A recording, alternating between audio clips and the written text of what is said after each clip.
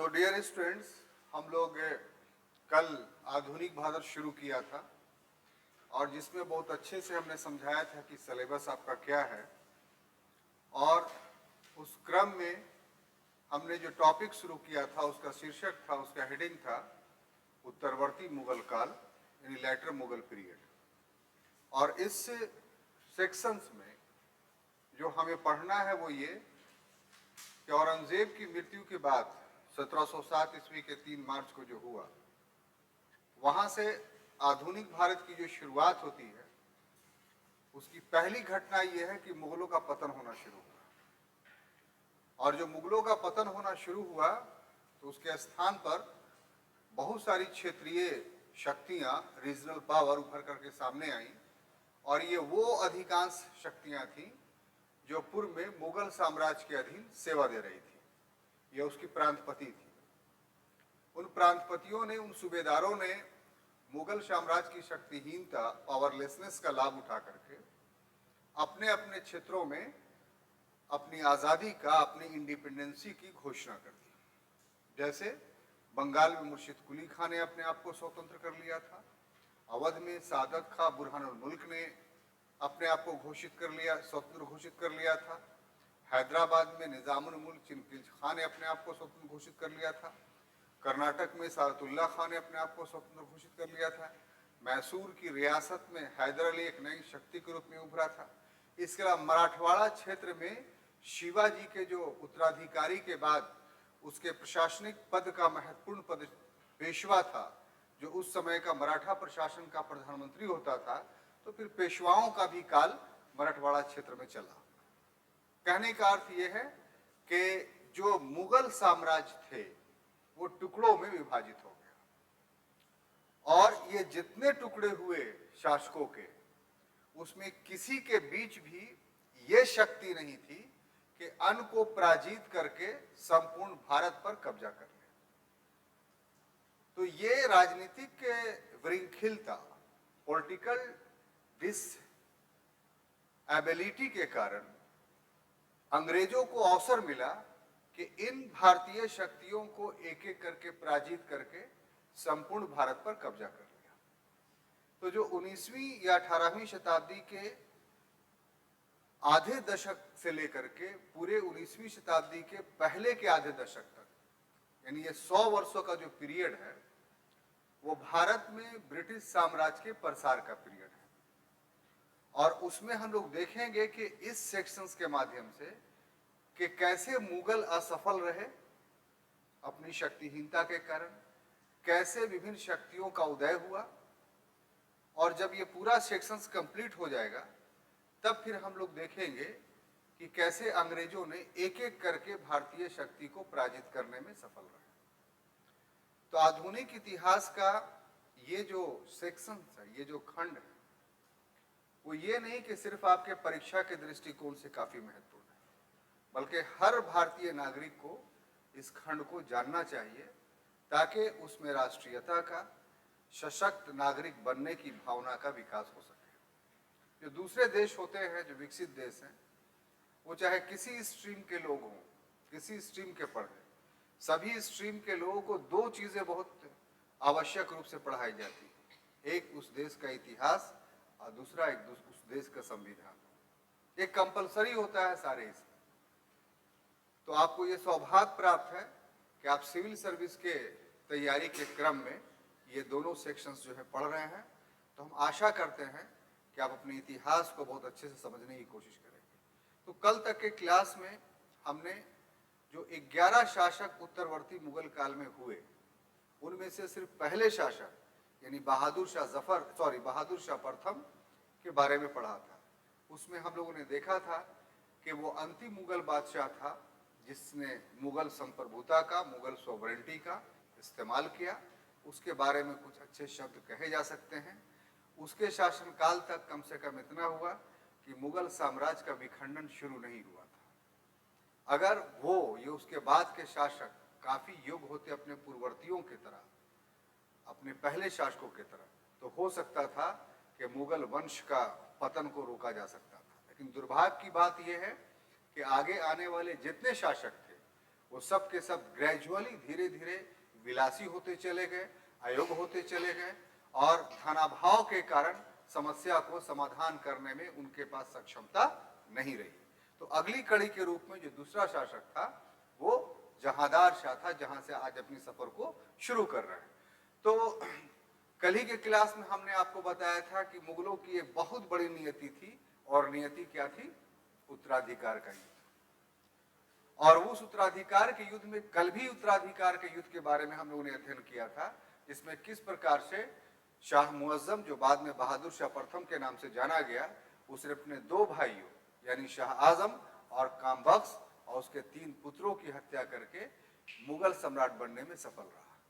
तो ये जो शुरुआत हुई थी उत्तरवर्ती मुगल काल में एक सक्सेसर युद्ध का, एक उत्तराधिकार के युद्ध का, वो यहाँ भी आपको देखने को मिलता है।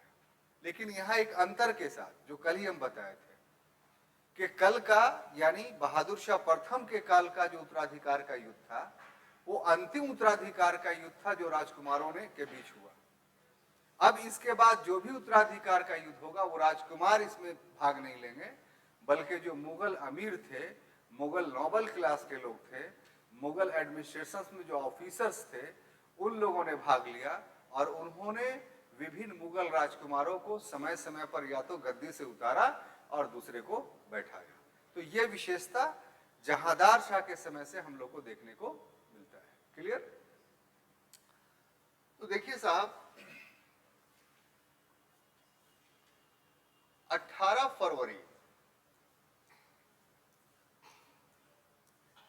को 1712 ईस्वी को जब बहादुर शाह प्रथम की मृत्यु हुई,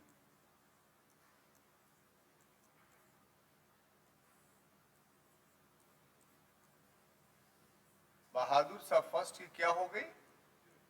डेथ हो गया, मृत्यु हो गई। तो इसकी मृत्यु के समय जो है, इसके 4 पुत्र थे। कितने पुत्र थे? 4, यानी 4 उत्तराधिकारी कह लीजिए, 4 सक्सेसर इसके थे, 4 पुत्र थे। और इन्हीं के मध्य जो है, इनके 4 पुत्रों के मध्य उत्तराधिकार का युद्ध हुआ।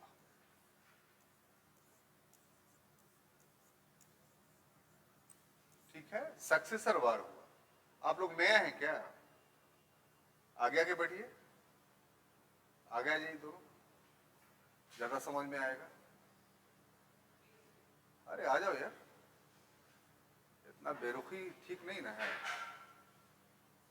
थोड़ा नजदीकियां बढ़ाइए तब बातें समझ में आएगी। तो हम बता रहे थे आपको कि जब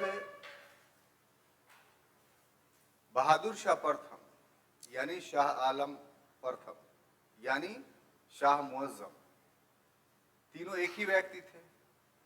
इसकी जब मृत्यु हुई तो मृत्यु में फिर उत्तराधिकारी का प्रश्न उभर करके सामने आया, क्योंकि इसकी आकस्मिक सडनली डेथ हुआ था। इसको पता नहीं था कि हम मरेंगे। जैसे औरंगजेब को पता हो गया था, एहसास हो गया था मरेंगे, तो उसने अपना उत्तराधिकार लेटर, सक्सेसर लेटर लिख के छोड़ा था, जिस पर अमल नहीं हुआ। इसने तो उत्तराधिकार का कोई अपना वसीयत भी नहीं छोड़ा था, अपना डेथ डीड भी नहीं लिखा था। और ऐसे में जब इसकी मृत्यु हुई तो उत्तराधिकार का युद्ध होना, सक्सेसर वार होना एक अनिवार्य घटना हो गया। तो उस क्रम में हम देखते हैं कि इसके 4 पुत्र थे। क्या चारों पुत्रों के नाम आपको याद है? इनमें से किसी के पास भी? आपको तो याद होना चाहिए, एकदम नहीं। तो इसको बेहतरीन से याद करना है, क्योंकि ये आगे के शासकों के पिता होंगे और हर 2-3 शासक इसके बाद जो है वो इसी का पुत्र था, जो ये 4 भाई थे उसी में से।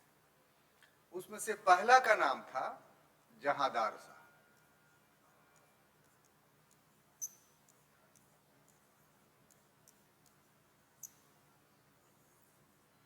दूसरा का नाम था अजीमुशान।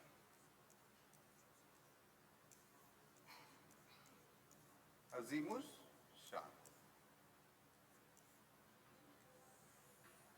तीसरा का नाम था रफीउस्सान।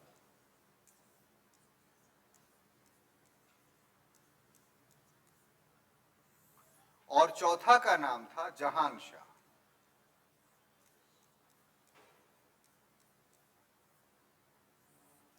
तो ये चार पुत्र किसके थे? बहादुर शाह प्रथम के।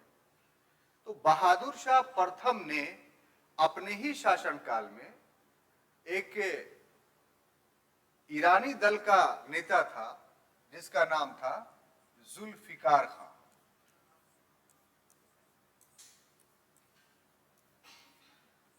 ठीक है, ये उसी समय मुगल वंश का वजीर बन चुका था।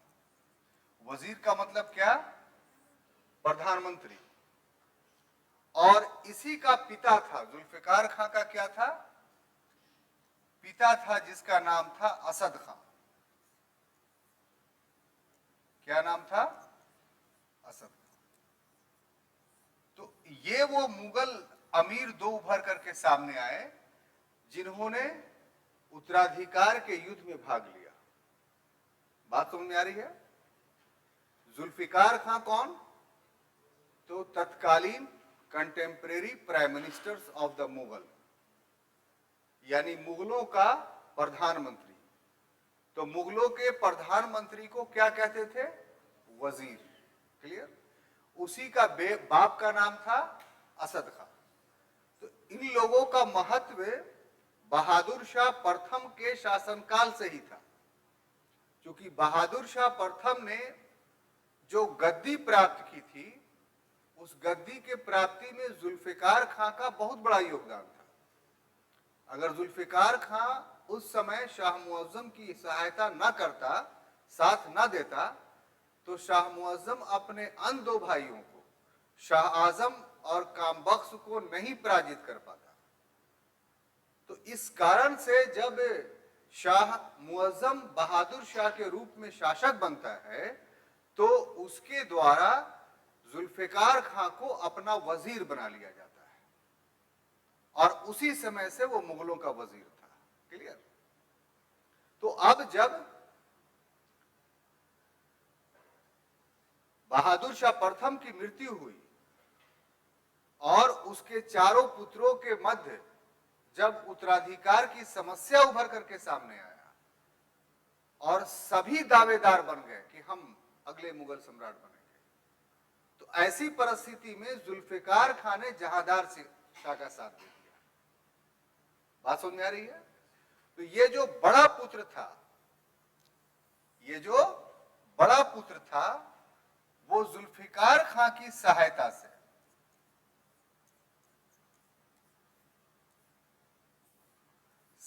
से क्या हुआ? अगला शासक बना। अगला शासक बना। ठीक है? तो इस तरीके से, और जब बना तो क्या किया? दूसरा काम इसने किया कि अपने 3 भाइयों की हत्या कर दी। ऐसा नहीं है कि भाई जो है चुप रहे, या भाइयों ने कोई विरोध नहीं किया, बल्कि तीनों भाइयों ने विरोध किया। इसका परिणाम यह हुआ कि जुल्फिकार खां से मदद लेकर मुगल सम्राट बनने में तो सफल रहा, लेकिन साथ ही साथ उसने जो है वो अपने 3 भाइयों की, 3 भाइयों में पहला भाई कौन? अजीमुशान। दूसरा भाई कौन? रफीउशान। और तीसरा भाई कौन? जहानशाह की हत्या कर दी। और इस ढंग से वो मुगल सम्राट बनने में सफल रहा। तो ये 3 नाम याद रखिएगा। ये आपको इसलिए इंपॉर्टेंट है कि तथ्य को याद करने के लिए इसके नाम बीच में आएंगे, क्योंकि इसके बाद के जो शासक होंगे, जैसे फर्रुख सियर, रफीउद्दर्जात और रफीउद्दौला और मोहम्मद शाह, ये तीनों जो है वो इन्हीं तीनों के पुत्र होंगे। बात समझ में आई? तो इसलिए जब तक इनका नाम आप याद नहीं रखिएगा तब तक उस सेक्शंस में हौच पौच आपका हो जाएगा नाम के कंटेक्स्ट में। यहां पर स्टूडेंट्स को बोझलपन जो होता है, नहीं समझने या समझने में जो कठिनाई होती है वो इसलिए होती है कि सीक्वेंस में एक क्रम में बातों को नहीं समझाया जाता है या याद नहीं कराया जाता है। तो कहां से आप लैग करेंगे, आप में कमी होगी, वो हमें एहसास है। इसीलिए आगे का यानी 1748 तक का क्रम आपके पास पूरा कंठस्थ याद रहे। इसके लिए जरूरी है कि ये 4 नाम आप याद रखिए। पहला, दूसरा, तीसरा और चौथा। एक बार और बोल दीजिए, पहला, दूसरा, तीसरा और चौथा। हो गया? तो इतना रिवाइज कर लिया कीजिए ताकि आगे पढ़ने में जो है मजा आए। अब इसे शासक बनने के बाद पहला तो शासक बना और दूसरा ये किया कि साहब उसने क्या किया, तो अपने तीनों भाइयों की हत्या कर दी। क्लियर? अब देखिए, ये जब हत्या कर दी तो अगला जो इसने काम किया कि जुल्फिकार खां को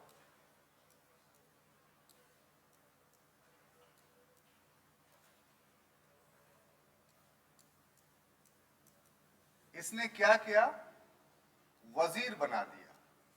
यानी जुल्फिकार खां जो पूर्व से वजीर था, यानी प्रधानमंत्री था, इसके पीरियड में भी वही वजीर रहा। और इसका जो बाप था यानी असद खां,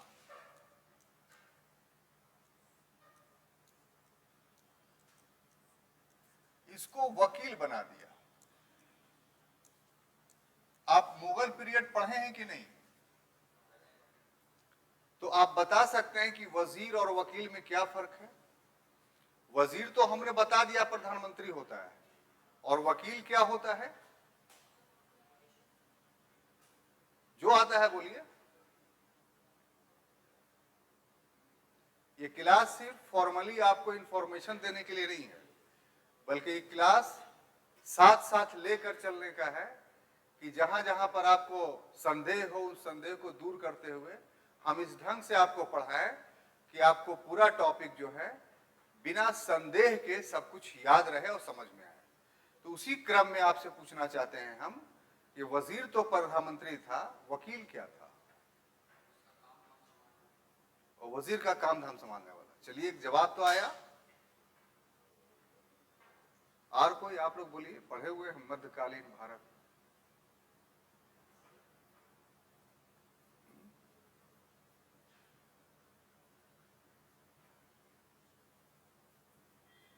वो कर रहे थे अपनी वफाओं का तस्करा और देखा मुझे तो बात का पहलू बदल दिया। तो अगर दिलेरी है तो आमने सामने आइए, बोलिए कि पढ़ के आए हैं तो बताइए।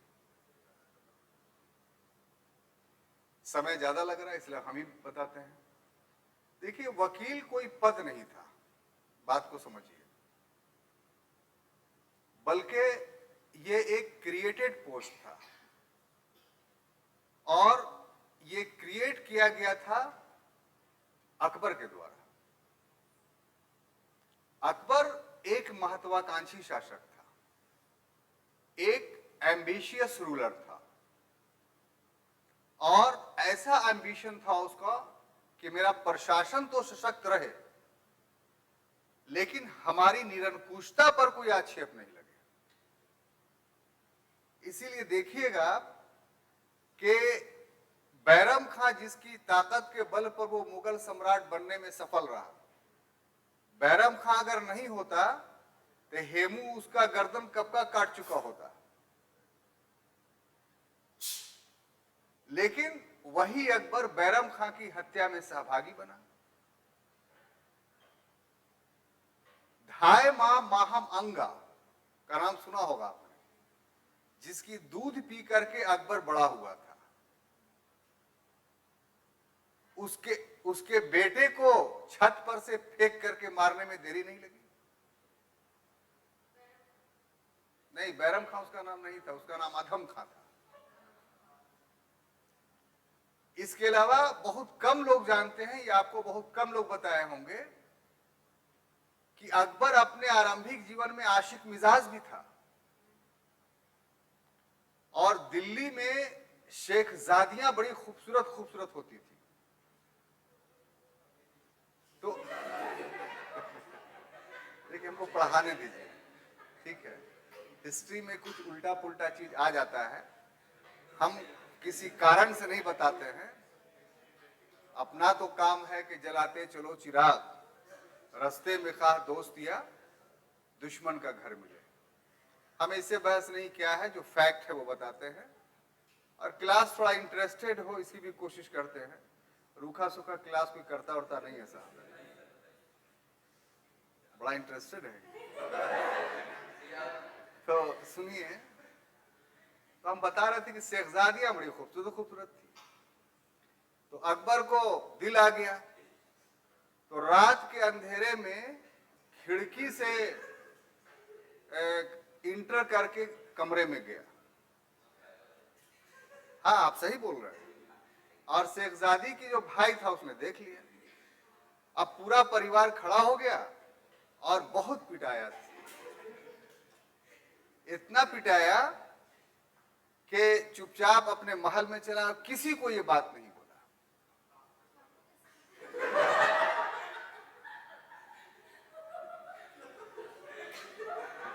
ठीक है, नहीं, आप सही सवाल किए, ठीक है, हम आपसे खुश हैं। ये इस बात को साबित करता है कि आप बहुत टेंटेटिव है पढ़ाई में। टीचर कोई गलत बोल करके नहीं निकल सकता है, और हम जानबूझकर ये बात बोले थे कि आप पूछिए ये। तो इसका जवाब ये है कि उस समय शासक था, ताकत थी उसके पास। बोलने का मतलब यह था कि सुबह होता था, सिपाही को बुला करके शेखजादियों के भाई को बुला के कत्ल करवा देता।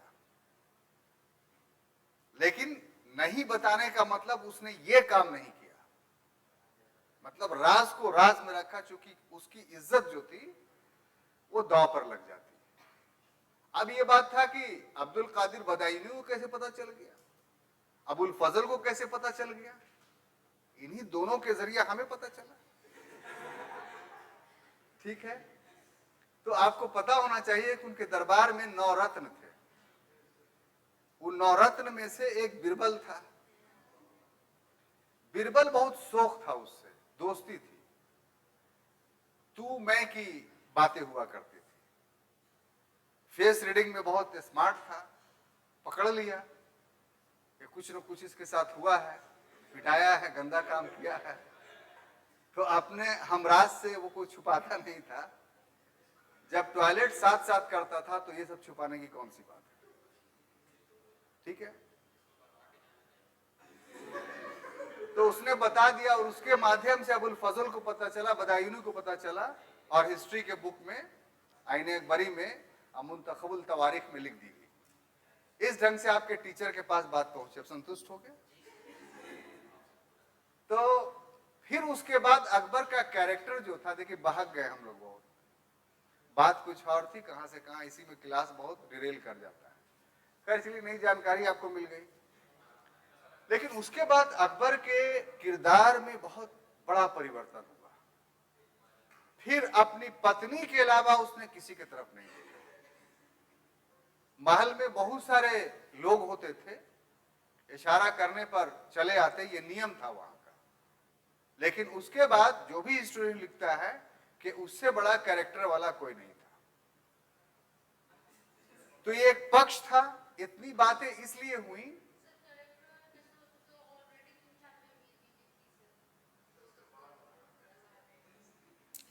इस प्रश्न का उत्तर कभी और, न तो और डिरेल हो जाएगा। ठीक है, सवाल अच्छा है, लेकिन ये अलग से पूछिएगा, और ये हम अलग से आपका देंगे भी नहीं। कभी क्लास में लास्ट पीरियड में समय मिल जाएगा तो सबके सामने बताएंगे, ठीक है। तो हम कह रहे थे कि इस तरीके से अकबर इस तरीके के विचित्र काम करने के बावजूद भी आगे चल करके बहुत सशक्त एक शासक बना। यहां तक कि पेटिकोट शासन का उस पर जो आरोप लगा उसको भी उसने धो दिया। तो जो वजीर बनाया तो पहले उसका वजीर बैरम खां था, बैरम खां का पत्ता साफ किया, फिर वजीर रखा उसने, लेकिन वजीर बहुत बड़ा पद था, तो वजीर के पद को कम करने के लिए, उसकी ताकत को कम करने के लिए उसने वकील का पद सृजित किया और किसी वयोवृद्ध आदमी को जिसका दरबार में बहुत ज्यादा प्रभाव होता था उसको वो वकील बनाने लगा। तो वकील का काम एक्चुअली में क्या था कि वजीर और अन्य विभाग के जैसे मीर बख्शी हो गया, सदर सदूर हो गया, दीवाने रियासत के वजीर हो गए, बारबक शाह हो गए, इन सभी पे नियंत्रण स्थापित करना, यानी एक पैट्रॉन के रूप में काम करना, संरक्षक के रूप में काम करना। बात समझ में आ रही है? संरक्षक मंडल का हेड बना दिया इसको। तो ये असद खां जो था वो वकील बन गया, इसका बाप था तो ज्यादा बुजुर्ग था, काम कर नहीं सकता था, तो चलो भाई एक पद दे दिया, असल वजीर का ही था। ठीक है। उसके बाद अगर राजनीतिक संबंध में हम लोग बात करें, ये तो एडमिनिस्ट्रेटिव मेजर्स उसने अपनाए कि 2 पद पर और बाकी जो लोग थे उस पर जो था उसी को उसने रहने दिया। राजनीतिक पे फिर मामला आता है वही, यानी आमेर का और मारवाड़ का।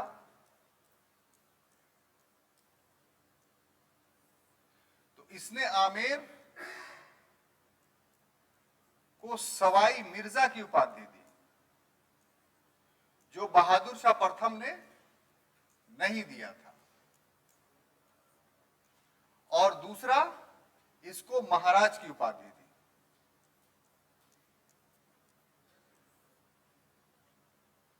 हाँ, तो नाम जान ही रहे हैं, जय सिंह और ये अजीत सिंह, क्योंकि कल ही बता चुके थे इसलिए नाम नहीं लिखे इसको। और साथ ही साथ जो आकांक्षी था जय सिंह के सवाई मिर्जा की उपाधि के साथ साथ मालवा का सूबेदार भी इसे बना दिया। मालवा चाहिए था इसको, शासक तो था जयपुर का, तो मालवा चाहिए था। ये मारवाड़ का शासक था, इसको गुजरात चाहिए था, तो गुजरात का जो है इसको प्रांतपति या सूबेदार बना दिया। इस प्रकार से मित्रतापूर्ण संबंध जो पहले से थे वो बने रहे। और दूसरा कि हमने बताया था कल ही जजिया के बारे में, बड़ा विस्तार से बताया था आपको। तो बहादुर शाह ने सिर्फ आमेर और मारवाड़ में जजिया को खत्म किया था। ये कल के क्लास में बताए थे, याद होगा, बहुत टेक्निकल क्वेश्चन है ये, इसलिए अभी आइए ना, दूसरा जजिया के परिवेश में कदम इसके द्वारा उठाया गया था। और इसने क्या उठाया कि राजपूताना क्षेत्र में,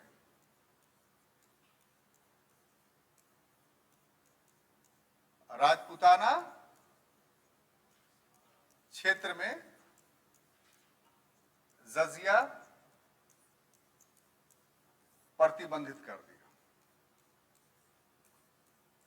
ठीक है ना? बहादुर शाह ने कहा किया था? सिर्फ आमेर और मारवाड़ में। इसने क्या किया? पूरे राजपूताना क्षेत्र में जहांदार शाह में। क्लियर? उसके बाद अगर देखा जाए तो ये तो एक राजनीतिक संबंध में एक सेक्शन हुआ। अगला अगर हम देखते हैं तो उसमें पाते हैं कि जाट सरदार चूड़ामन और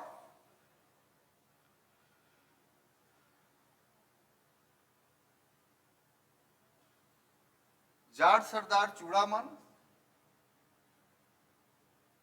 और छत्रसाल कहां का था?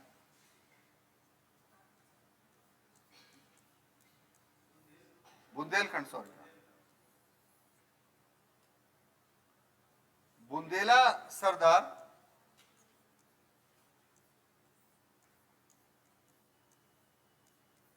छत्रसाल से इसकी भी मित्रता रही।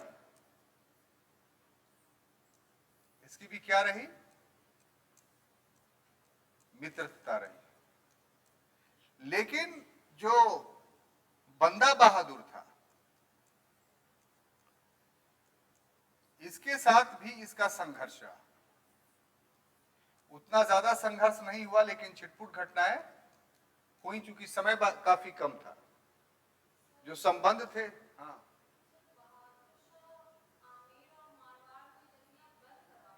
हाँ,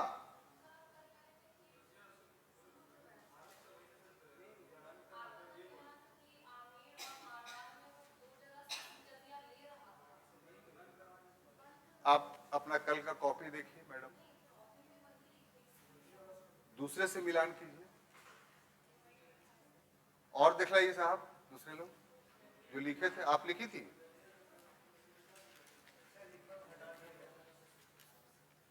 देखिए, हम अगर लगाने की बात बोलते तो ये तो लिखती नहीं, जजिया उठा लिया। उठा लिया का हमको लगा कि वहां से कलेक्ट करना। अब आप इस दौर में हर चीज उल्टा नजर आता है। लैला नजर आता है, मजनू नजर आती है। ये आप कीजिएगा तो हम तो कुछ नहीं कर पाएंगे। हम बोले कुछ, आप समझिए कुछ, तो दिक्कत वाली बात है ना। हम तो प्रूफ दे दिया कि हम क्या पढ़ाए थे आपको। और ये बहुत टेक्निकल क्वेश्चन है, कल भी बोले थे, आज ही बोल रहे हैं कि लेटर मुगल पीरियड में जजिया के परिवेश में बराबर सवाल आएगा। तो तीन बात हम क्लास में बैठा देना चाहते हैं। एक, कि मारवाड़ और आमेर से जजिया खत्म किया किसने? बहादुर शाह ने। पूरे राजपूताना से जजिया किसने खत्म किया? जहांदार शाह ने। और पूरे साम्राज्य से, निभारा से जजिया किसने खत्म किया? तो फर्रुख सियर ने, जो अगला शासक आएगा। तो ये एक सीक्वेंस है। इसी को उलट फेर करके आपको अलग अजब अजब ढंग से क्वेश्चन पूछेगा तो आप कंफ्यूज कर जाइएगा। किताब में ये सीक्वेंस या किसी गाइड में ये सीक्वेंस के साथ ये व्याख्या नहीं की गई है, तो इसलिए स्टूडेंट्स के सामने दिक्कत हो जाता है। हम इसीलिए जहां जहां डिस्प्यूटेड क्वेश्चंस का परिवेश उत्पन्न होता है, सर्कमस्टांसेस उत्पन्न होता है, तो हम रोक कर करके आपको बताते हैं। क्लियर? तो अब सुधार लीजिए। तो ये हो गया साहब। तो ये इसका पॉलिटिकल काम धाम का था। इसका इकोनॉमिक कंट्रीब्यूशंस भी देख लीजिए कि जो आर्थिक गतिविधि थी इसकी, वो काफी इंपॉर्टेंट है।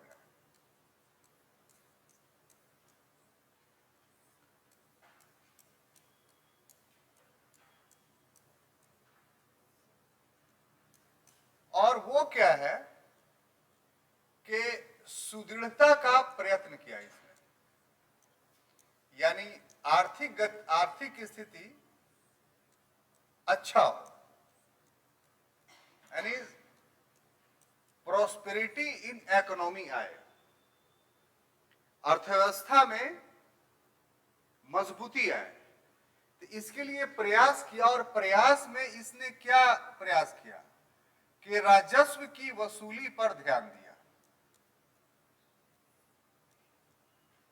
लैंड रेवेन्यू पर इसने ध्यान दिया कि एडमिनिस्ट्रेशन जो कमजोर हो गया था, तो लैंड रेवेन्यू कलेक्ट होकर के नहीं आ रहा था। उस समय जो लैंड रेवेन्यू के कलेक्शंस का सिस्टम था, उसको थोड़ा समझिए।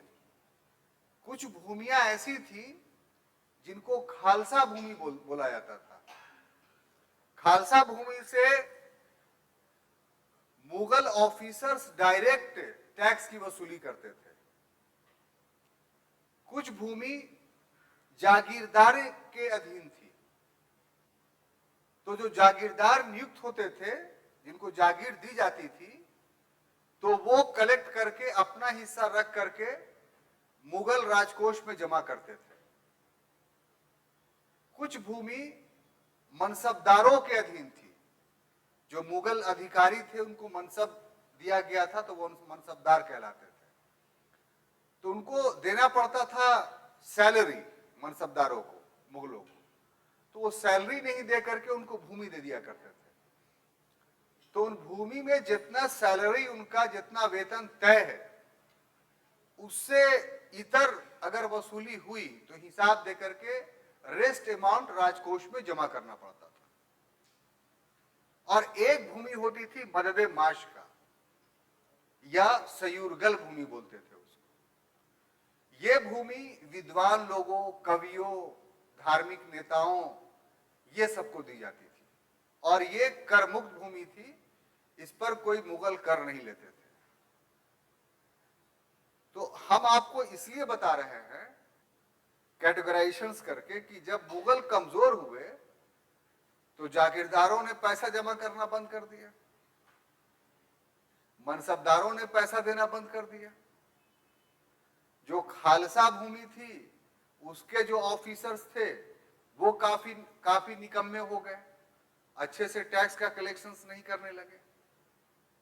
तो ये सब की शुरुआत जो है एक्चुअली में औरंगजेब के जीवन काल से ही हो गया था। औरंगजेब अपने जीवन के अंतिम समयों में दक्कन में उलझ करके रह गया था और उत्तर भारत में राजनीतिक व्यवस्था काफी चरमरा गई थी। मृत्यु भी उसकी दक्कन ही में हुई। तो टैक्स के मामले में अस्थिरता उसके शासन के अंतिम समयों से ही शुरू हो गया था, जो बहादुर शाह के समय में आके अपने चरम उत्कर्ष पर पहुंच गया। तो लैंड रेवेन्यू के कंटेक्स्ट में इसने सुदृढ़ता लाने का प्रयत्न किया। मतलब जागीरों से टैक्स की वसूली पर जोर दिया, मनसबदारों से टैक्स पर वसूली पर जोर दिया, जो खालसा भूमि था उस पर जोर दिया कि ऑफिसर्स को कि आप टैक्स जमा कीजिए। लेकिन इसके बावजूद भी वो सफल नहीं रहा। तब उसने क्या किया, एक नया टैक्स कलेक्शंस का नियम ईजाद किया और वो सिस्टम कहलाता था इजारा पद्धति। ये भी ऑब्जेक्टिव आता है स्पेशल, ठीक है, कि इजारा पद्धति की शुरुआत किस मुगल बादशाह ने की थी। तो टैक्स कलेक्शंस के कंटेक्स्ट में इस इजारा पद्धति का शुरुआत हो। आपको समझ में आ रहा है ना? कहीं पर होगा तो पूछिएगा। तो इसमें क्या था कि अब मान लिया जाए कोई जागीरदार या कोई मनसबदार या कोई मुगल अधिकारी अपने अपने क्षेत्रों में कर की वसूली नहीं कर पा रहा, सक्षम नहीं है, किसी भी वजह से जमा नहीं किया, तो उसने उक्त भूमि को किसी शक्तिशाली आदमी को इजारे पर दे दिया। हम लोग अभी उसको बोलते हैं रेहन पर रखना। गांव देहात में होता है, किसी को पैसे की जरूरत होती है तो क्या करता है, अपना घर मकान गांव में किसी मजबूत आदमी को रेहन पर दे देता है कि भाई हमको 10,000 20,000 दीजिए, आई जमीन रखिए रेहन पर, जब हम देंगे तब मेरा होगा ये। और जब तक वो नहीं देता तो क्या करता है वो आदमी, उसकी उपज को खुद इस्तेमाल करता है और फिर जब वो वापस करता है तो कुछ सूद के साथ वापस करता है, उसमें सूद नहीं लगता है। अच्छा चलिए, हम गलत बोल रहे हैं, चलिए ठीक है। नहीं, हमको एक आदमी बता रहा था, हम तो ये सब काम करते नहीं है तो ज्यादा आइडिया है नहीं। चलिए आपकी बात मान लेते हैं कि सूद इसमें नहीं लगता है। यही काम जहांदार शाह ने मुगल की वो भूमियां जिससे कर की वसूली नहीं हो रही थी उसको इजारे पर दे दिया और फिक्स कर दिया कि आपको जो ये भूमि दे रहे हैं तो आपसे फिक्स इतना अमाउंट हम ले लेंगे, आप चाहे इस भूमि से जितना वसूल कीजिए, हमको उससे मतलब नहीं है। तो जहांदार शाह ने अपनी आय को निश्चित करने के लिए कि मेरा इतना खर्च है तो उतना आय हमारे पास आ जाए, उसके लिए इजारा पद्धति की शुरुआत की थी। लेकिन इसका दुष्परिणाम क्या हुआ कि इस इजारा पद्धति के कारण जो है किसानों की स्थिति दयनीय हो गई। क्यों दयनीय हो गई आप बताइए तो? बोलिए ना साहब। आखिर इस इजारा पद्धति के कारण किसान पर नेगेटिव इफेक्ट क्या पड़ा, नकारात्मक प्रभाव क्या पड़ा कि पहले भू राजस्व की दर, लैंड रेवेन्यू का रेट फिक्स था कि आपको अपने उपज का 1/3 दे देना है। किसी किसी शासक ने 1/2 भी वसूल किया, लेकिन जनरल जो दर था 1/3 था, यानी 33%। इजारा पद्धति में यह बैरिकेटिंग टूट गया। अब जो इजारादार था वो किसी से 50% भी वसूल कर रहा है, किसी से 80% भी वसूल कर रहा है, और उसको, उस इजारेदार को जहांदार शाह ने सैनिक और न्यायिक शक्ति भी दे दी।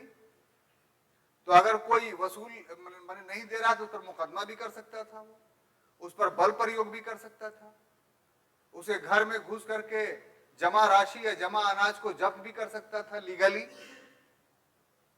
तो इन सभी कारणों से जो उसका इजारा पद्धति थी उससे उसकी आय तो बढ़ गई, लेकिन किसानों की स्थिति दयनीय हो गई। अब बात समझ में आई? अगर उसका व्यक्तिगत जीवन पर नजर डाला जाए, किस पर?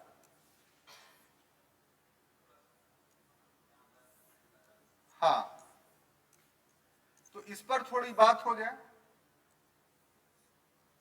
तो वो लाल कुंवर नामक एक वैश्या के चक्कर में रहता था।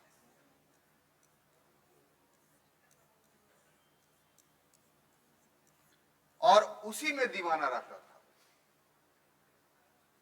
तो इसी कारण से खफी खां, जिसने पुस्तक लिखी, क्या पुस्तक लिखी बोलिए, कल बताया था ना, मुंतखबुल लुबाब, तो उसमें इसे लंपट मूर्ख कहा है। बहादुर शाह प्रथम को क्या कहा गया था? शाहे बेखबर। और इसको क्या कहा गया? लंपट मूर्ख। ये सब कोटेशन आता है तो याद रखिए। और कामगार खां ने इसके बारे में कहा, यही लाल कुंवर के चक्कर में एक अधिकारी था कामगार खां, ये आपको जानकर ताज्जुब है कि ये बिहार के थे और राजगीर के थे, पठान थे। और इसके बारे में बिहार में बहुत कथा प्रचलित है कि कामगार खां ताव में आकर के जो है छत पर से कूद गए थे, आप पैर हाथ तोड़वा लिया था। तो पठान लोग बहुत ताव वाला होता है, तो छत पर अपने खड़े हुए थे, जमींदार थे, और नीचे से आके कोई गाली बक दिया तो आवे कहा था, आओ तो वो हिम्मत है था, वो ताव में आकर के छत पर से कूद गए। तो वही वहां के पठान को जो है सब बोलता है कि ताव में मत रहो, कामगार खां हो क्या। तो कामगार खां ने इनके बारे में कहा, इसके बारे में कहा कि चारणों एवं भाटों का काल था। ये चारणों एवं भाटों, चारण और भाट समझते हैं? मतलब संगीतकारों और गवैयों का। भाट नहीं देखते घूम घूम करके गाना गाता रहता है, तो उसको चारण और भाट बुलाया जाता है। तो इस तरीके से इसका 1 वर्ष का ये पूरा लेखा जोखा मैंने आपके सामने प्रस्तुत किया। अब इससे अधिक नहीं हो सकता है, अब जल्दी इसको लिखिए ताकि आगे वाले शासक के बारे में हम आपको बताएं।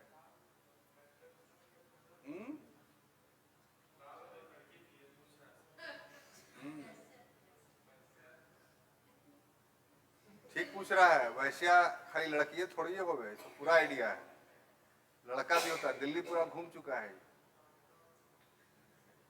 कहाँ है अभी? आप गए में घूमते हो, दिल्ली घूम चुका है। हाँ आइए ना।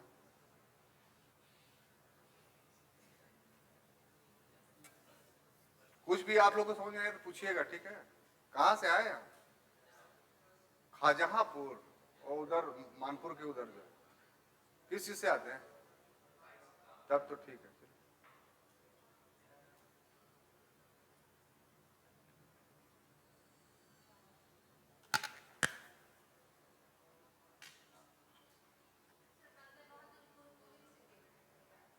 बेटे नहीं थे, उनके चेला थे। गुरु गोविंद सिंह के बेटे को औरंगजेब ने चुनवा दिया था। हाँ, चारों को चुनवा दिया था, कोई नहीं बचा।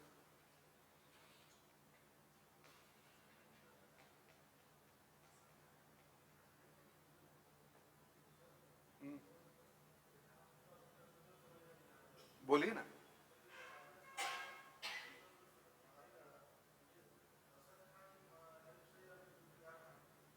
दोनों की मदद से, दोनों को मेंशन कीजिएगा, बाप बेटा दोनों को। हाँ, ये ईरानी दल का मेंबर था। बाद के क्लास में हम मुगल अमीर वर्ग पढ़ाएंगे, जिसमें सैयद बंधु का चर्चा होगा, वो अलग एक हम सेक्शन ही पढ़ाएंगे, तो उसमें इन लोग का विस्तार से आएगा।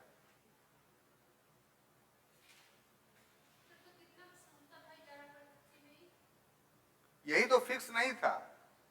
इसने किया कि लो इतना बीघा जमीन है, इसमें इतना रुपया हम तुमसे लेंगे, बाकी इस पर जो किसान है उसे चाहिए जितना वसूलिए। ये सिस्टम था।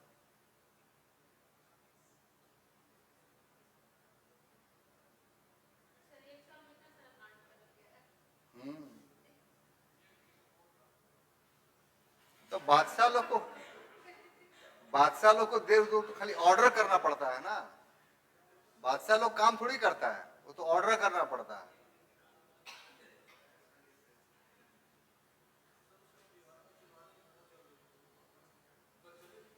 हाँ, हर मोनार्की में थी, सिर्फ यहां नहीं थी, वर्ल्ड वाइड थी। जिंदा दीवार में चुनवा दो, जिंदा खाल खिंचवा लो।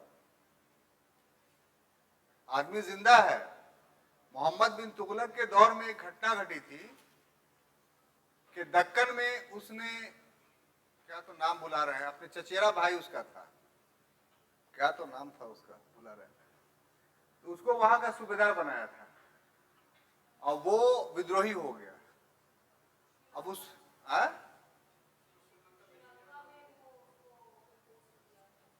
ना ना ना, दक्कन में, बीदर में था वो, कर्नाटक में। तो वो जो है, पता ही नहीं, नाम याद नहीं पड़ रहा, तो वो उसको पीछा करते करते सब स्टेट में गया, वो पकड़ाया एक जगह, तो उसको जिंदा खाल बदन से निकाल लिया, अपने चचेरे भाई का, और जिंदा था वो, तो उस पर नमक छिड़क छिड़क के उसको मारा और अपने दरबारियों को दिखाया कि हम कितना विद्रोह के मामले में क्रूर है। तो राजतंत्र में ये सब चीज होता था, ये कोई नई बात नहीं है। इसको राजतंत्र के राजत्व सिद्धांत के दृष्टिकोण से देखना चाहिए, आज के लोकतंत्र के सिद्धांत के दृष्टिकोण से नहीं। आज तो ये तो महा क्राइम हो जाएगा। ये संभाजी के साथ भी मुबारिस खान ने यही किया था। नहीं, मुबारिस खान ने किया था, औरंगजेब वहां पे नहीं था। अब हम डायरेक्टर नहीं, हम जो पढ़ के आए वो पढ़ा रहे हैं। मूवी की बात क्लास में ना किया जाए, ठीक है। वो भी मराठे आएगा तो पढ़ाएंगे, तो उसका नाम लेंगे, बताएंगे, उससे इस सब क्लास में सब बस नहीं। वो भी मूवी हमसे पढ़िएगा, आप प्रमाण मांगिएगा, हम लाके दिखला देंगे जो ऑथेंटिक बुक है, इससे ज्यादा बहस नहीं। बड़े आगे आप लोग लिख लिए साहब। हिस्ट्री मैडम पढ़ाना सबके बस की बात नहीं है। हिस्ट्री का क्लास स्मूथली चलाना सबके बस की बात नहीं है। हिस्ट्री में निष्पक्षता बनाए रखना सबके बस की बात नहीं है। इतना बात याद करके चलिए। और हम इसको गया शहर में 12 वर्षों से स्थापित किए हुए हैं। याद ही का तो व्यवस्था कर रहे हैं। कहा राजस्व पर ध्यान दिया, आधा था या में आकार ना, ठीक है, और ध्यान दिया कैसे कैसे पूरी बात बताया हमने, और एक पद्धति शुरू किया जिसको इजारा पद्धति कहते हैं। तो इससे उसकी आय तो बढ़ गई जो नहीं आ रही थी, हमने समझाया ना कैसे कैसे, लेकिन किसानों की स्थिति दयनीय हो गई। क्लियर? ऐसे ही कहीं पर भी दिक्कत हो, क्लास लेट हो, आप पूछ लिया कीजिए, समझा कीजिए। अब हम मिटाए। अब देखिए साहब, दूसरा जो शासक बनता है वो फर्रुखसियर।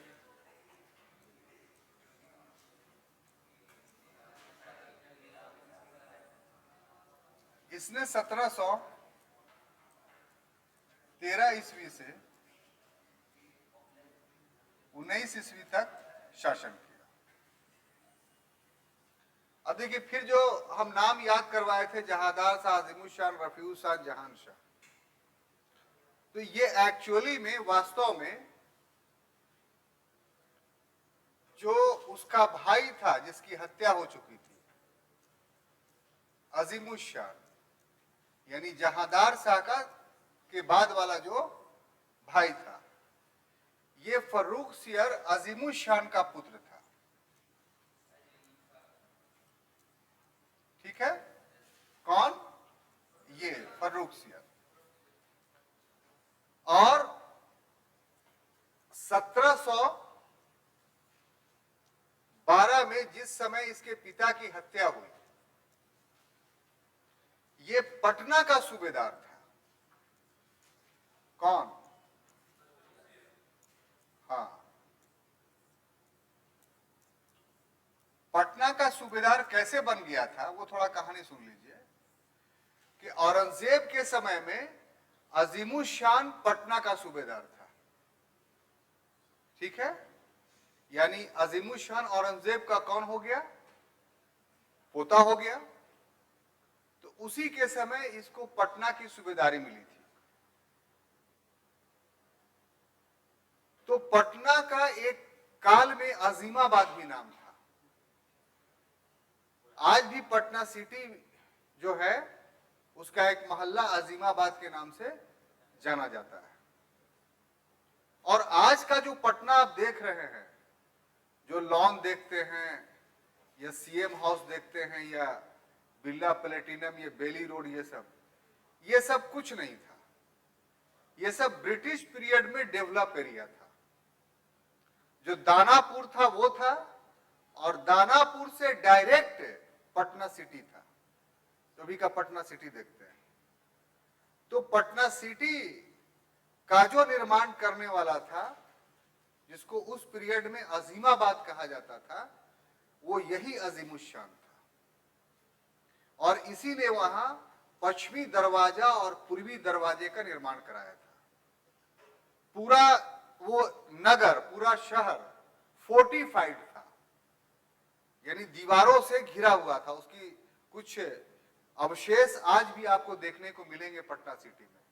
और दरवाजा तो आज भी पश्चिमी दरवाजा मोहल्ले का नाम ही है, और वो दरवाजा भी आपको देखने को मिलेगा, जिसके दरवाजे के बहुत चौड़ा दरवाजा, उसके अंदर से रोड गई। तो उसका निर्माण करता था अजीमुशान, इसीलिए पटना को अजीमाबाद भी कहा जाता था। क्लियर? मुगलों के पीरियड में उसका नाम अजीमाबाद ही था। शेर शाह का जब समय आया तो शेर शाह के समय में इसका नाम पटना पड़ा। और शेर शाह ने जो पटना नामकरण इसका रखा, वो यहाँ पटना सिटी में एक पटन देवी मंदिर है। तो उसी के सम्मानार्थ शेर शाह ने जो है इसका नाम पटना रखा। और जब अजीमुशान का दौर आया, यानी शेर शाह के बहुत बाद, इसको आप मॉडर्न पीरियड कह सकते हैं, उसमें पटना का नाम कुछ वर्षों तक के लिए अजीमाबाद रहा। और फिर ब्रिटिशों ने जब कब्जा किया और सब लॉन वॉन गांधी में सब बना इलाका, तब उसका नाम शेर शाह कालीन वाला जो पटना था वही स्थापित हो गया, और अजीमाबाद पटना सिटी का एक मोहल्ला रह गया। तो ये बताना हमारे लिए जरूरी है कि आपको याद हो जाए, क्योंकि मामूली आदमी नहीं था। तो ये अजीमुशान का पुत्र था। और अजीमुशान ने ही, इसी ने, ये अजीमुशान ने ही दो भाइयों की सेवा ली थी। ये दो भाई जो थे ना, वो अब अजीमुशान के द्वारा ही मुगल प्रशासन में नौकरी पर रखे गए थे और इनको बढ़ावा दिया गया था। उसमें जो एक भाई था जिसका नाम था हसन अब्दुल्ला खान,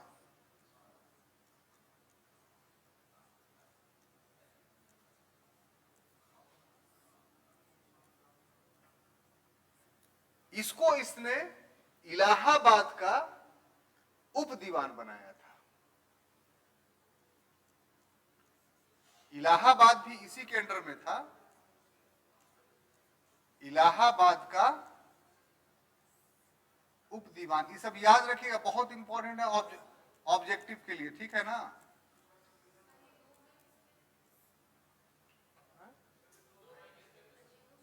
आपस में भाई थे, अजीमुशान से कोई रिश्ता नहीं था, आपस में था, जिसका एक नाम लिख रहे हैं। दो भाई माने ये दो भाई थे। अब ये अलग सवाल है, पहले लिखने दी तो बता देंगे। और दूसरा भाई जो था हुसैन खान, ये जो था पटना का दीवान था। कहां का? पटना का दीवान था।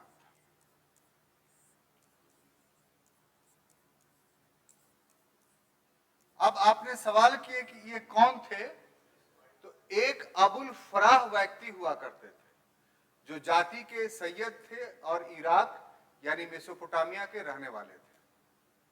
तो अबुल फराह किसी समय आकर के पटियाला के पास रहने लगे थे मुगलों के शासनकाल में, और इन्हीं के लोग थे अब्दुल्ला खां और हुसैन अली खां। हुसैन अली खां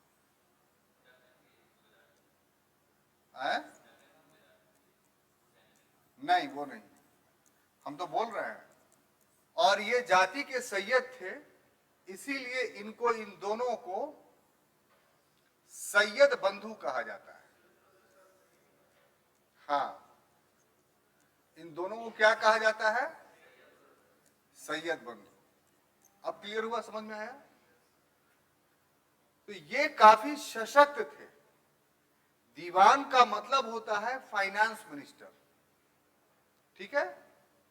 तो ये एक सूबा के फाइनेंस मिनिस्टर थे। एक भाई इलाहाबाद सूबा का फाइनेंस मिनिस्टर था, वित्त मंत्री था, और एक भाई पटना का यानी बिहार सूबे का वित्त मंत्री था, फाइनेंस मिनिस्टर था।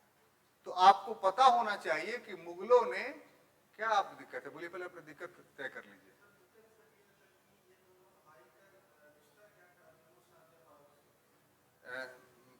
मालिक नौकर का,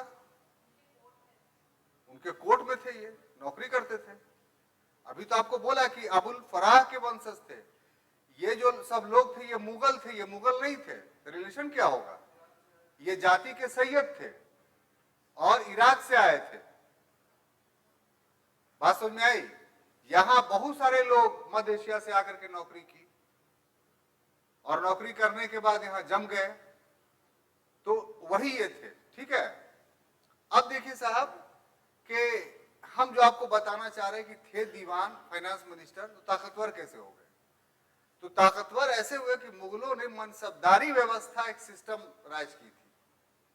अकबर के 11वें वर्ष में इसको लागू किया गया था, मनसबदारी सिस्टम को। इसमें नियम बनाया गया था कि पद चाहे आपका जो हो, चाहे आप दीवान रहिए, चाहे आप पानी पिलाने वाले भिश्ती रहिए, सबको मुगल मनसब लेना पड़ेगा, मुगल पोस्ट लेना पड़ेगा। और मुगल पोस्ट जो दिया जाता था उसमें सैनिक रखना अनिवार्य था। आप हैं दीवान, आप हैं पानी पिलाने वाले भिश्ती। तो अकबर के 11वें वर्ष से पहले तक ये सब सिविलियन पद था, मिलिट्री पद नहीं था। लेकिन अब सिविलियन लोगों को भी मिलिट्री सेवा अनिवार्य कर दिया गया। तो 10,000 से लेकर के 25 तक का मनसब यानी पद दिया है। मनसब माने पद होता था। तो एक तर्क के खातिर मान लीजिए कि कोई 1000 जात और 1000 सवार का मनसबदार है और है दीवान वो, तो इससे उसका मुगल कोर्ट में स्थिति क्या हो गई? मुगल कोर्ट में, जरा धीरे धीरे समझिए ना, मुगल कोर्ट में माने कोर्ट माने राज दरबार। मुगल राज दरबार में उसकी स्थिति यह है कि काम तो करेगा वो दीवान का, लिखा पढ़ी वाला, हिसाब किताब वाला, लेकिन उसको 1000 सैनिक रखना होगा, क्योंकि 1000 का सवार का वो मालिक है और 1000 जात भी उसकी थी। जात का मतलब उसका वेतन, तो उसको हार्ड कैश 1000 रुपया मिलेगा और सेना के खर्च के लिए अलग मिलेगा। तो इस तरीके से कभी भी युद्ध होगा तो उसको अपने सेना के साथ भाग लेना पड़ेगा। तो वो दीवान सामान्य काल में, जनरल टाइम में तो दीवानी का काम करेगा, लेकिन युद्ध होने के समय में उसको सैनिक सेवा देना पड़ेगा। इसी को मनसबदारी व्यवस्था कहते हैं। हम ये बात इसलिए समझा रहे हैं कि आपके दिलो दिमाग में ये शक न रह जाए कि सर बार बार दोनों भाइयों को दीवान बोल रहे हैं तो ये शक्तिशाली कैसे हो गया? ये तो कलम चलाने वाला आदमी था। तो शक्तिशाली इसलिए हुआ कि ये मुगल मनसब का आदमी था, मतलब इसके पास सेना भी थी। अब क्लियर हो गया संदेह? आपका संदेह क्लियर हुआ? नहीं हुआ? तो अब देखिए क्या हुआ कि जैसे ही हत्या हुई, किसकी हत्या हुई? ठीक तो बोल रहा, अजीमुल शान की। किसने किया? जहांदार शाह ने। तो ये समाचार कहां पहुंची? पटना पहुंची। किसके पास पहुंची? उसके पुत्र के पास। तो पुत्र रहेगा तो आराम से बैठा रहेगा, बोलेगा ठीक है चाचा मार दी से क्या करें, उन लोग भी तो भाई भाई था। ऐसा हो सकता है क्या? उस समय चाचा का फौरन दुश्मन हो जाएगा। तो दुश्मन हो गया। अब जो उसके निकट लोग होंगे उसी से परामर्श करेगा। तो सैयद बंधुओं पर अजीमुल शान का बहुत एहसान था, उसी के बल पर यह दीवान बना था। तब इसने कहा कि नहीं, हम लोग तुम्हारे बाप का बदला लेंगे। तो 31 साल का युवा था फर्रुखसियर। इसके पास बहुत सूझबूझ नहीं थी, लेकिन जो सैयद बंधु थे, ये सैयद बंधु के सहयोग से, अगर सैयद बंधु नहीं होते तो फिर फर्रुखसियर अपने पिता का बदला नहीं ले पाता।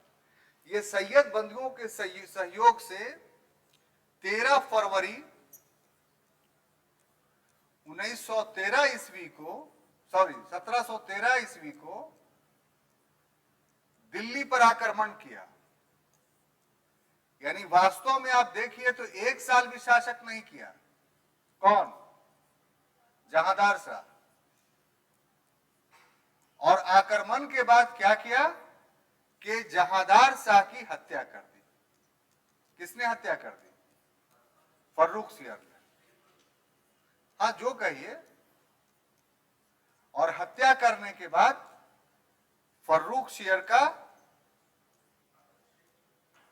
नहीं यहीं पर थोड़ा सा गलत हम पढ़ा दिए हैं आपको, वो यहां पर सुधार रहे हैं कि फर्रुखसियर का राज्याभिषेक, थ्रोन सेरेमनी पटना ही में हुआ था। मतलब घटनाक्रम यह है कि इन लोग जब प्लानिंग कर लिया सैयद बंधुओं ने, तो पटना में ही उसकी वो कहां से बादशाह हो जाएगा जहांदार शाह? अजीमुल शान का बेटा ये है तो ये बादशाह होगा। असल उत्तराधिकारी ये था, इसने अपना तर्क दिया। तो इसने अजीमुल शान के पुत्र फर्रुखसियर को पटना में राज्याभिषेक कराया दिया।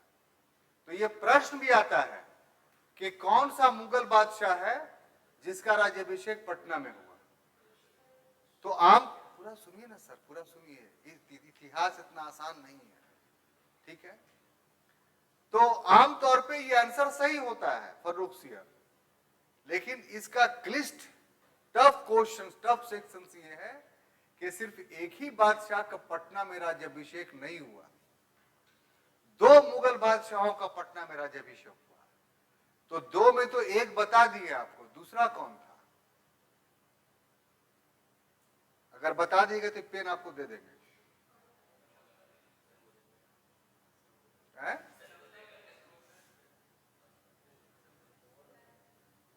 चांदी का है जी, चांदी का समझ रहे हो, बेच दोगे तो कितना मिलेगा? नहीं, बोलिए, दिमाग पर जोर दीजिए, क्योंकि मध्यकाल पढ़े हुए हैं आप लोग तो थोड़ा क्वेश्चन होना चाहिए। हाँ भाई, मुगल ही का था, शेरशाह सूरवंश का था जी। तो वो शासक था आलमगीर द्वितीय, जिसने 1754 से लेकर के 1759 तक शासन किया। बात समझ में आई स्टूडेंट्स? दो ऐसे मुगल बादशाह थे जिसका राज्याभिषेक पटना में हुआ। पहला जिसका पीरियड 13 से लेकर के 19 तक, 1713 से 19 तक, और दूसरा आलमगीर द्वितीय जिसका पीरियड 1754 से लेकर के 1759, 59। अब देखिए मजे की बात क्या है कि ये दो बातें अगर आप नहीं जानेंगे तो क्वेश्चंस में आपको उलझा देगा और गलत करवा देगा। क्या गलत करवाएगा बताएं आपको? सिर्फ फर्रुखसियर को जान रहे हैं तो सतही अध्ययन है आपका, और सतही अध्ययन लेकर के जाइएगा तो हम एक सवाल दे रहे हैं, वहां पर आप समझ लीजिए कि आपकी क्या स्थिति होगी।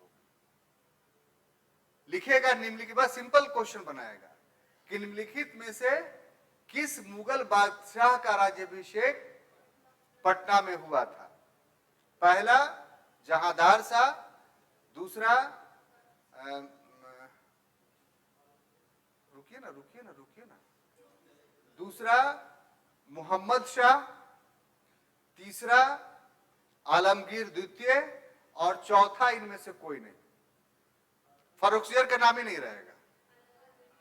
अरे अभी ना आप मार दिया मैडम, अगर बिना बताए हुए हम सवाल बना के देते तो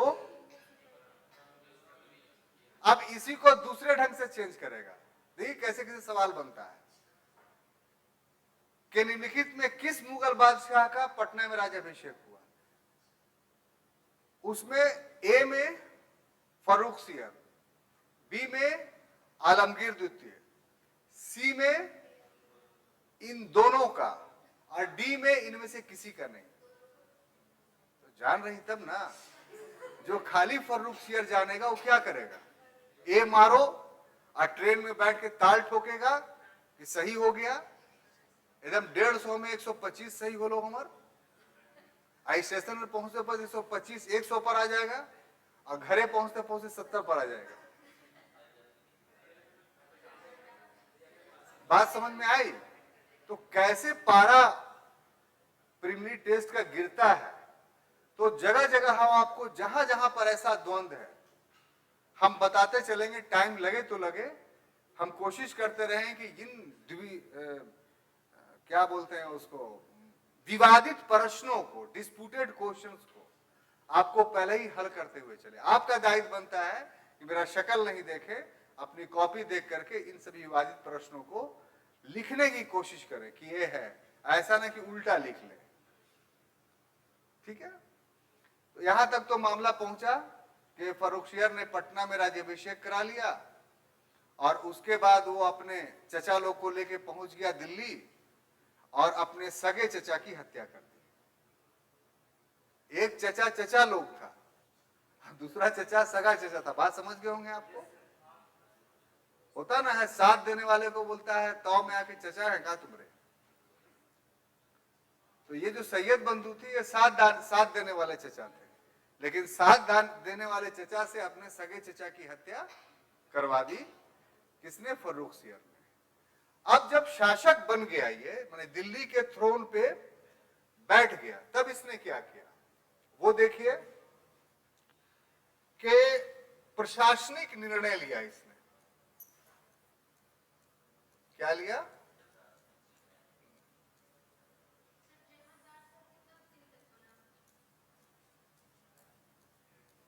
एक साल से कम।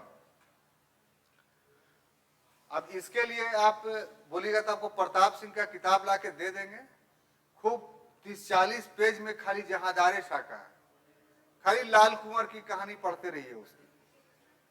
तो उस सबसे हम लोग को मतलब थोड़ी है, ठीक है। हम लोग को जो कोई एग्जामिनेशन पॉइंट ऑफ व्यू से जो जरूरी है वो आपको साहब बताया जा रहा है ना। देखिए प्रशासनिक निर्णय क्या किया कि उसने नियुक्ति की। नियुक्ति क्या किया उसने? तो आप पूर्व से जान रहे हैं कि जिसके सहयोग से वो बना उसी को जो है वो पहला नियुक्त करेगा। तो सबसे बड़ा भाई जो था हसन अब्दुल्ला खान, हसन अब्दुल्ला खान, इसको उसने वजीर बनाया, यानी प्राइम मिनिस्टर। और दूसरा भाई था हुसैन अली खान, इसको उसने क्या बनाया? तो इसको उसने मीर बख्शी बनाया। वजीर का मतलब प्रधानमंत्री होता है और मीर बख्शी का मतलब सैन्य मंत्री होता है। हाँ, मिलिट्री जिसके अंडर में होता है। और दूसरा प्रशासनिक काम ही मान लीजिए, ये जो कह लीजिए कि जो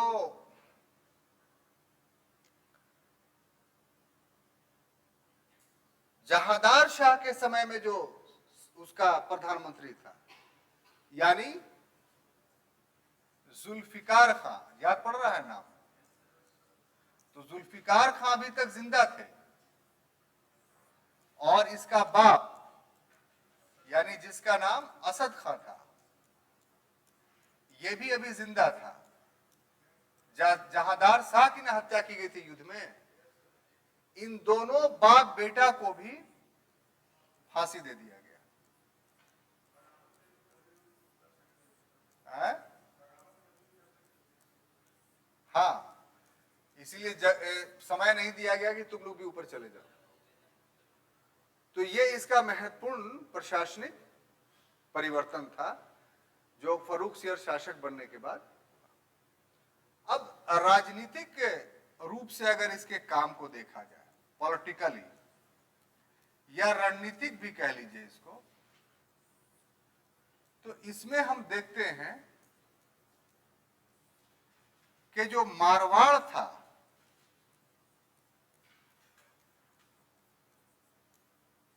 उसका शासक कौन था? अजीत सिंह। तो अजीत सिंह ने जो है विद्रोह कर दिया इसके पीरियड में। अब विद्रोह किया तो शासक तो कमजोर था, 31 साल का था, होनहार नहीं था, लेकिन जो वजीर बनाया था और मीर बख्शी बनाया था वो काफी शक्तिशाली था, यानी सैयद बंधु। तो इसलिए इस विद्रोह को जो है वो दबा दिया गया, यानी मुगल अजीत सिंह के विद्रोह को दबाने में सफल रहे। बजाबते तौर पे सैयद बंधुओं ने मारवाड़ का अभियान किया और मारवाड़ में जाकर करके मारवाड़ को मुगल प्रभुत्व स्वीकार करने के लिए मजबूर किया। तो इस ढंग से मारवाड़ के अजीत सिंह के साथ फर्रुखसियर के समय का में निर्धारण हुआ। अब पीछे से जो चले आ रहे थे, यानी कौन कौन? चूड़ामन और छत्रसाल, ये तो आप जानते ही हैं इसका नाम। तो इन लोगों से मित्रता जैसे पूर्व के शासकों की थी, वैसे इसकी भी मित्रता बनी रही। लेकिन सबसे बड़ा जो परिवर्तन हम लोग को देखने को मिलता है वो वीर सिंह बुंदेला के कंटेक्स्ट में। इसका नाम याद है आपको? ये कौन था? तो वीर सिंह बुंदेला सिखों के बहुत बड़े आध्यात्मिक नेता थे, गुरु नहीं थे। बंदा बहादुर ना, वीर सिंह बुंदेला, बंदा बहादुर की बात हम बात बोल रहे हैं। तो बंदा बहादुर सिखों के गुरु तो नहीं थे, लेकिन इनको हम आध्यात्मिक नेता कह सकते हैं, स्पिरिचुअल लीडर। और इन्होंने मुगलों का पूरा विरोध किया अपने जीवन काल में, चाहे वो बहादुर शाह प्रथम का शासनकाल हो या चाहे जहांदार शाह का हो। फर्रुख सियर का जब दौर आया तो इनके इसके काल में भी बंदा बहादुर ने मुगल विरोध को जारी रखा। लेकिन इस समय एक मजबूत प्रधानमंत्री और सैन्य मंत्री मौजूद था, इसलिए बंदा बहादुर का जो विद्रोह था, तो इस विद्रोह को दबाने का प्रयास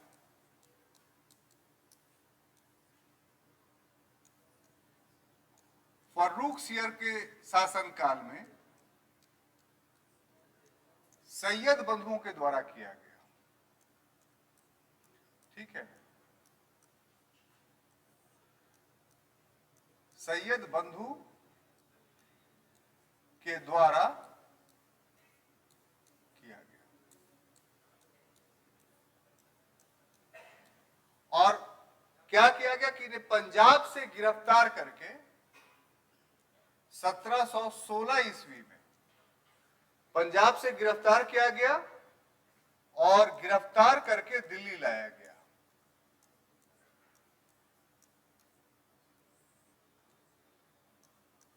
और दिल्ली में ही इनको फांसी दे दिया गया।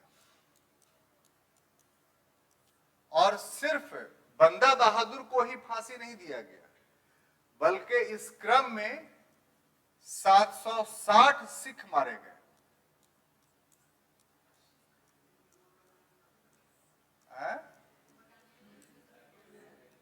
हमारे जंग हुआ, लड़ाई हुई, ऐसा नहीं कि 760 सिख के साथ उनको फांसी दी गई, बल्कि मुगल फौज गया तो दोनों के बीच जो युद्ध हुआ, उस युद्ध में 760 सिख मारे गए और बंदा बहादुर गिरफ्तार हुए और उनको दिल्ली ला करके फांसी दे दी।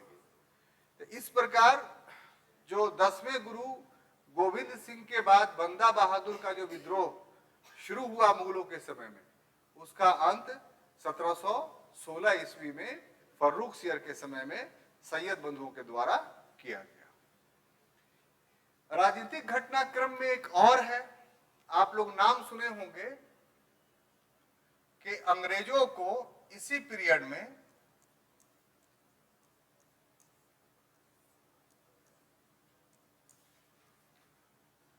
दस्तक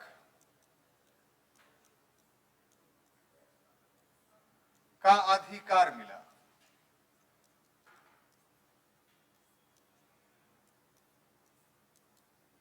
ठीक है ना?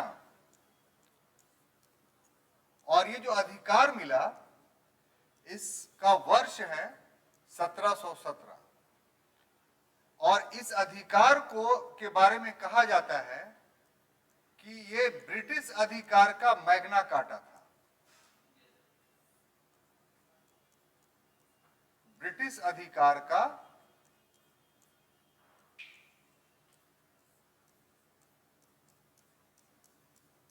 मैग्ना कार्टा था।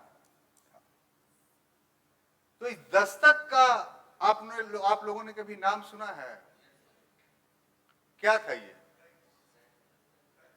टैक्स लेता था। टैक्स लेता था फर्रुख सियर अंग्रेजों से? बोलिए, ठीक से बोलिए। ट्रांसपोर्टेशन चार्ज था, माने अंग्रेज का माल एक जगह दूसरे जाएगा तो उसको टैक्स देना पड़ेगा फर्रुख सियर को। फिर टैक्स फ्री हो गया था। तो ये टैक्स लेने वाला दस्तक था या फ्री होने वाला दस्तक था? वेरी गुड, ये आप सही जगह पर आए। एक्चुअली में फर्रुख सियर को एक बहुत बड़ा फोड़ा हुआ था, फोड़ा, जख्म, पुंड, और ये इतना तकलीफ दे था कि छटपटाता था। तो हैमिल्टन नामक एक अंग्रेज डॉक्टर था, उसने फर्रुख सियर के फोड़े को ठीक किया था और बहुत उसको आराम मिला। तो फर्रुख सियर हैमिल्टन से बहुत प्रसन्न हुआ। देखिए, इतिहास में बहुत सारी ऐसे छोटी सी घटनाएं घटी कि जिसने उस देश के तकदीर को ही बदल दिया। उसमें से एक घटना यह भी थी, अगर दस्तक का अधिकार नहीं मिलता कंपनी को तो कंपनी उतना संपन्न नहीं होती जितना हुई कि वो सिराजुद्दौला से मुकाबला कर लेती। तो उसने पूछा फर्रुख सियर ने कि तुमको क्या चाहिए? बोला कि हमको कर मुक्त व्यापार का अधिकार चाहिए, यानी भारत में कंपनी का माल कहीं भी जाए, मुगल अधिकारी उससे कोई टैक्स नहीं ले। तो बस इतना ही? तो लंगटा आदमी का नहीं करता है? उस समय तो मुगल लंगटे हो चुके थे, उनको पास ना बुद्धि था ना दिमाग था।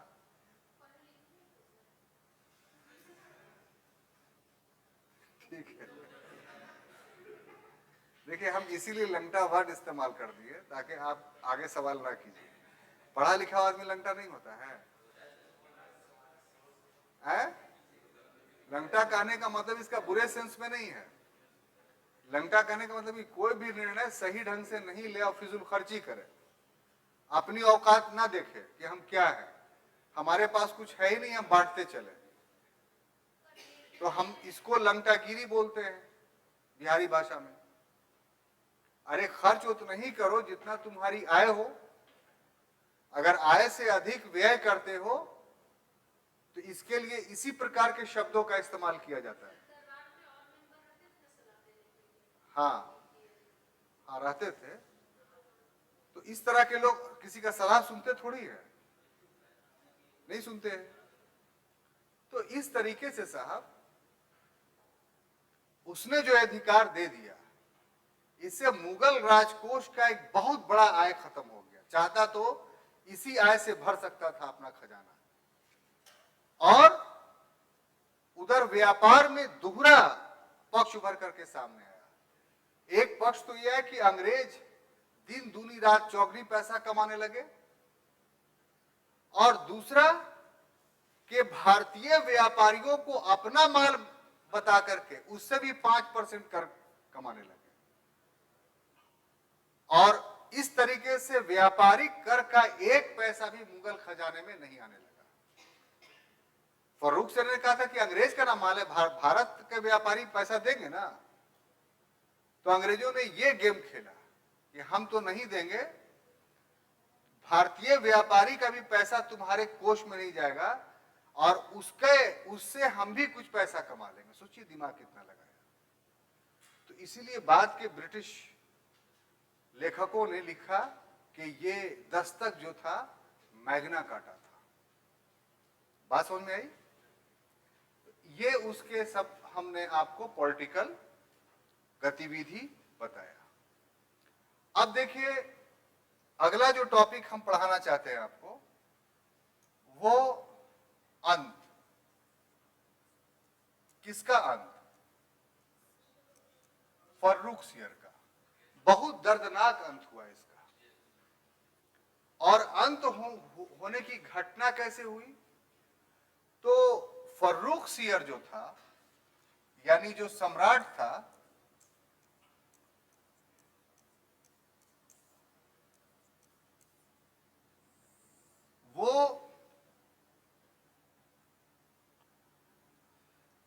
सैयद बंधुओं को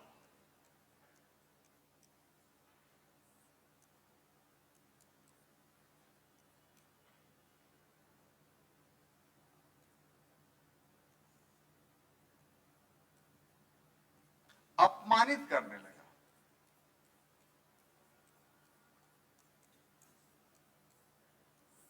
दरबार में कैसे अपमानित करने लगा? तो निजामुल मुल्क चिनकिल्च खां, जो तुरानी दर का सदस्य था, और अमीन खां, इसको परश्रय देने लगा। दो नाम याद रखना पड़ेगा आपको। पहला निजामुल मुल्क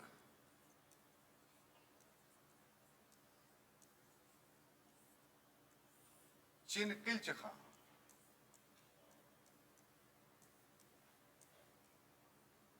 और दूसरा अमीन खां।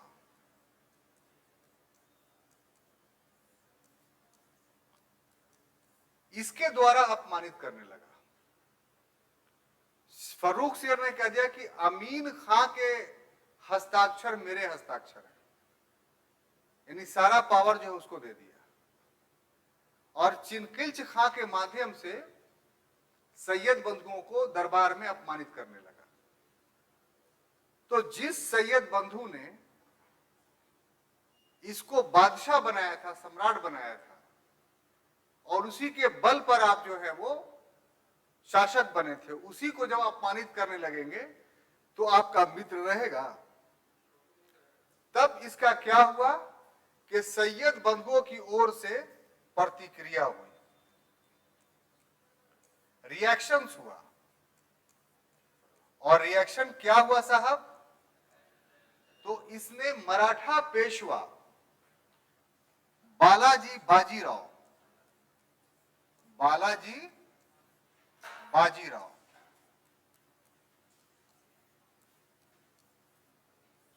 से संधि कर ली। ठीक है, संधि में यह कहा कि हमें सैनिक सहायता चाहिए, बदले में हम दक्कन का चौथ और सरदेशमुखी के 6 सूबों का अधिकार आपको दे रहे हैं। बात समझ में आ रही है? अब देखिए, बालाजी बाजीराव कौन? जो प्रथम पेशवाई शासक हैं, 1713 से 19 ईस्वी तक इनका पीरियड है, और जो शिवाजी के उत्तराधिकारी आपस में लड़ भिड़ कर करके गृह युद्ध की स्थिति में शिवाजी के साम्राज्य को विखंडित कर रहे थे, कमजोर कर रहे थे, तो उसको एकजुट करने का प्रयास करने वाला पहला व्यक्ति था बालाजी बाजीराव, और काफी शक्तिशाली। तो अभी तक मुगल के जो 6 सूबे थे दक्कन में, तो उस पर चौथ और सरदेशमुखी मराठा वसूल नहीं कर पा रहे थे, क्योंकि शिवाजी के समय में ही यह बंद कर दिया गया था कि यह मुगल प्रांत है और इस पर कोई चौथ सरदेशमुखी नहीं वसूलेगा, औरंगजेब के समय से। तो इसने इसका लाभ उठाया कि मराठे तो मराठवाड़ा के पुश्तैनी सरदेशमुख हैं, शिवाजी ने सरदेशमुखों को ही एकीकृत करके मराठा साम्राज्य की स्थापना की थी। तो बालाजी बाजीराव बहुत पहले से ललायित थे कि यदि सरदेशमुखी का और चौथ का अधिकार हमें मिल जाएगा तो हम तो बहुत आसानी से मराठा साम्राज्य को फिर से पुनर्स्थापित करने में सफल होंगे। तो कितना चाहिए हुजूर आपको सेना? तो ज्यादा नहीं, 15,000 दे दो। तो 6 सूबों के चौथ और सरदेशमुखी की कीमत पर 15,000 की सैन्य सहायता, जगह नहीं इसलिए सब नहीं लिख रहे हैं, आप लोग अपने कॉपी में लिखते चले जाइए। 15,000 की सैन्य सहायता बालाजी बाजीराव ने किसको दिया? सैयद बंधुओं को। और वो सेना लेकर के सीधा सीधी दिल्ली दरबार में पहुंच गया, और सबसे पहले उसको लात घूंसों से खूब पीटा। फर्रुख शेर को बाल से खींच करके थ्रोन पर से उतारा गया, उसको तख्ते ताऊस पर से, जो सोने का बना हुआ था, जिस पर मुकुट लगा हुआ था, उस पर से खींचा गया और उसके बाद उसके कपड़े फाड़ दिए गए। उसके बाद उसको अंधा किया गया जीवित जी, और उसके बाद गला दबा करके बड़ी बेदर्दी से, जवान था, मर नहीं रहा था, तो छटपटाते हुए स्थिति में इन सैयद बंधुओं ने फारूक सियर की हत्या कर दी। तो इस तरीके से 1719 ईस्वी में जो है फारूक सियर की हत्या की गई। किसके द्वारा? सैयद बंधुओं के द्वारा। तो आपने देखा अभी तक कि उत्तराधिकार का मामला किस प्रकार से अमीरों के द्वारा तय किया जा रहा है। तो हम लोगों ने कल जो वादा किया था कि इस ढंग से पढ़ेंगे हम लोग, वादा तो ये भी था कि आज इसको खत्म कर देंगे, लेकिन अभी भी बहुत बादशाह बचा हुआ है। तो कल की क्लास में उम्मीद करते हैं कि हम इसको पूरा खत्म करेंगे। तब तक के लिए अनुमति दीजिए। धन्यवाद।